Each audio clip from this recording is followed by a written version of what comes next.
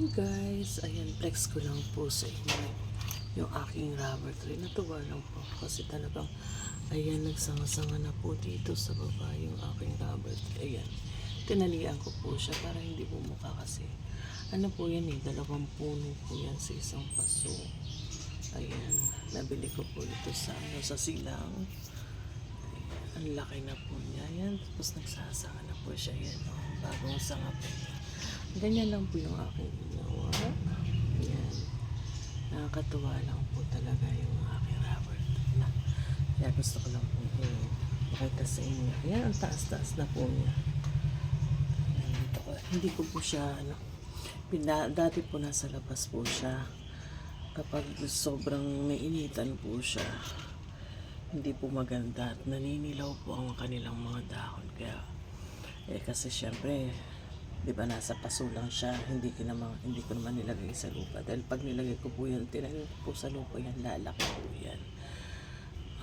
Kaya sa paso lang para makontrol yung paglaki niya, isa po yun sa para mapanatiling na lang yung limited lang yung paglaki niya, tama lang para maganda po siya sa dito lang sa natin. Ayan, nakapaso siya. Ayan guys, di ba nakakatuwa? Ayan, nagsanga-sanga po siya. Tapos dinidiligan ko siya. Ang rubber tree kasi hindi naman siya kailangan diligan araw-araw. Kailangan lang, 2 beses sa linggo.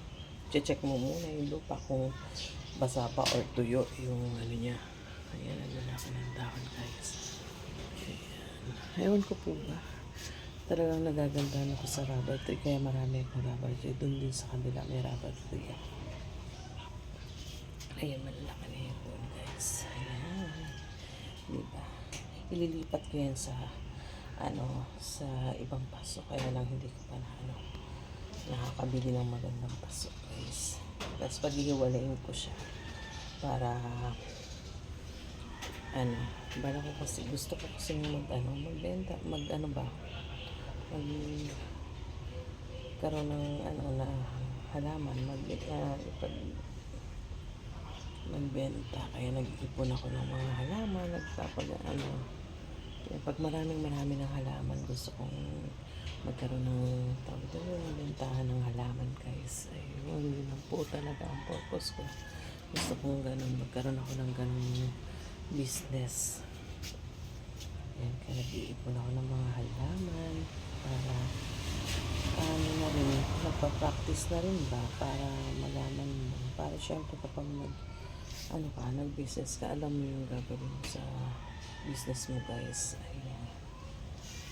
Ayan lang po guys, basta gusto ko po yung ganyan. Natutuwa po ako dito sa ganito mga halaman. Gusto ko sa someday magkaroon ako ng business na tatawagin kong root garden. Ayan.